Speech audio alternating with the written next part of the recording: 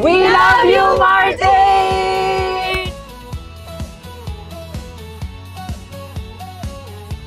Nandito tayo ngayon sa Sinisilip Film Festival at nagsisimula na po ang premiere night ng Haplos sa Hangin, syempre directed by Direk Nico Baldosa. Congrats, Direk Nico! Okay.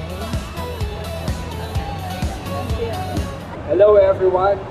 Thank you for going here, for spending your time starting today in Sinisilip Film Festival. Maraming salamat po sa lahat ng dumalo po ngayon, of course, para suportahan ang premiere po ng Haplos sa Hangin. Sana po panoorin niyo po ang, mag-invite pa kayo ng friends sa panoorin po ang pelikula namin. And of course, panoorin niyo din yung lahat ng films sa Sinisilip kasi lahat po ito magaganda. Ay, maraming salamat po sa pumunta at sa mga sumuporta. Yun guys, panoorin nyo. Unahin nyo na sa listahan na Haplos sa Hangin. Tapos sunod na yung iba. Supportan natin din yung ibang entry. So yun, October 22 hanggang October 28.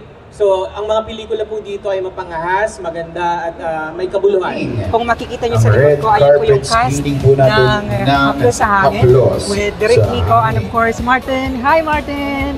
Hello Axel. So ayan mga ka-Kevs, kasama natin ngayon si Direk Nico. Oh my God! I'm so proud of you, Direk. Thank you. At ito po yung una yung pelikula, tama po ba? First film. So, how do you feel na finally nasa premiere night na tayo? Happy and of course very parang very overwhelming yung experience ngayon na finally magpe-premiere na yung first film ko ever, debut film. Di ba? Nakaka-proud. At syempre, Direk, curious lang ako, bakit ito yung tema na naisip mo? Kasi siya, call for erotic film festival talaga siya. Tapos parang may announcement last time, nakita ko. Tapos while I was watching Scorpio Nights ni Eric Madrid, parang ito yung inspo talaga nun. So sinulat ko siya parang 2 days. Tapos binasa ko, unexpectedly nakapasok siya. So yun lang. Ganun. So parang ito yung bagong version ng Hindi Scorpio naman, Nights. parang inspired lang through Inspired that. lang siya. Mga shots na parang nakapag-inspire sa akin. This film is about kasi domestic abuse So parang yung before entering, cautionary tale siya bago ka pumasok sa kasal. Parang ganun. Kasi di ba walang annulment dito sa Pilipinas, so parang ganun yun. About doon yung relevance ng story. Oh, okay. So hindi lang siya basta hindi horror lang siya. and sexy. Talagang may message. May message din siya. May relevance din. So, napakagaling, Direk. At syempre, aside dito, may aasahan pa kaming mga paparating na project. Hopefully, makapasok ako sa Cine Panalo. May another festival ulit. So hopefully, makapasok doon. Next year siya. Baka next year or aside sa Cine Panalo, may abangan ba kami sa international film, mainstream? May project kami ongoing na ngayon. Pero hindi ako director. Assistant director lang ako. So yun. Pero hopefully, magkaroon ng offer yung ibang networks, more production company para maraming movie.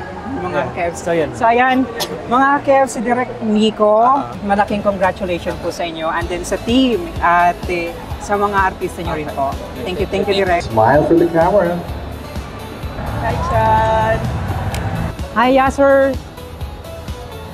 So if everybody's ready, Welcome po sa movie namin, sa Ang Haplos sa Hangin. Pakilala ko lang po ang main cast namin.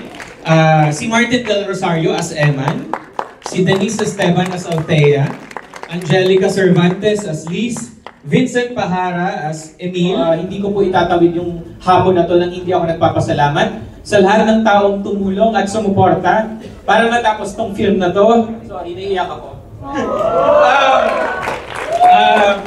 Salamat sa producer ko, sa writer-producer, si Direk Sunny Calvento, Direk Arden, Direk Sharon, sa line producer ko, si Joe Andrew, assistant director ko, si Red, sa DOP ko, si Direk Romel. Hi, Emma, congrats. Thank you. Ano po masasabi mo sa mga nanonood ngayon sa premiere night? Gusto ko magpasalamat sa lahat ng sumama ngayon sa premiere ng Haplos sa Hangin. Sana po nagustuhan niyo yung movie and sana i-share niyo experiences sa social media para malaman ng ibang tao. Of course. Sana maraming sumuporta sa Haplos sa Hangin and sa all the films na kasali sa Sinisilip Ano Festival. yung gusto mong sabihin sa mga hindi pa nakapanood? Ay, panoorin niyo to. Isang erotic horror movie na sure na mahantig ang yung... Naawa ko sa character mo actually. Talaga? Anyway, panoorin niyo ang magandang story nito, directed by Miko Baldoza by Viva and Southern Lanterns. Okay, thank you Martin. At saka ano pang abangan namin after nito? Ngayon, nagra-run pa rin kami for Anino sa Likod ng Buwan. Kasama ko rin dyan si Denise Esteban and si Vincent Paharan. Kasama ko ngayon sa Haplos sa Hangin and syempre dyan din si Elora Espanyo and si Ross Piscina. Okay, thank you so much Martin. Yeah. Picturein kami. Ito si Althea, ito na siya. Ano pong gusto niyo sabihin para sa mga hindi pa nakapanood? Sa mga hindi pa nakapanood, pumila na po kayo, manood na tayo. Hanggang October 28 po ito mapapanood sa Selected Cinema sa Ayala. Kung gusto yung matakot na masamting. So kumusta naman ang pelikula na Haplos sa Hangin? So ayan po, sa mga hindi pa nanonood, panoorin niyo po kasi it's very interesting po yung movie niya. Maganda siya kasi may malaking katanungan doon.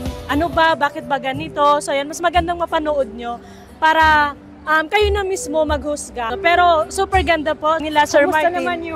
Kumusta naman yung acting ni Martin? Yun! Yung acting niya talaga, yung parang maawa ka talaga, andun yung awa, yung alam mo parang sanay na sanay siya, very talaga, effective actor talaga siya. Maganda yung movie, very interesting. Mapapagulat ka talaga sa mga karakter nila doon sa movie.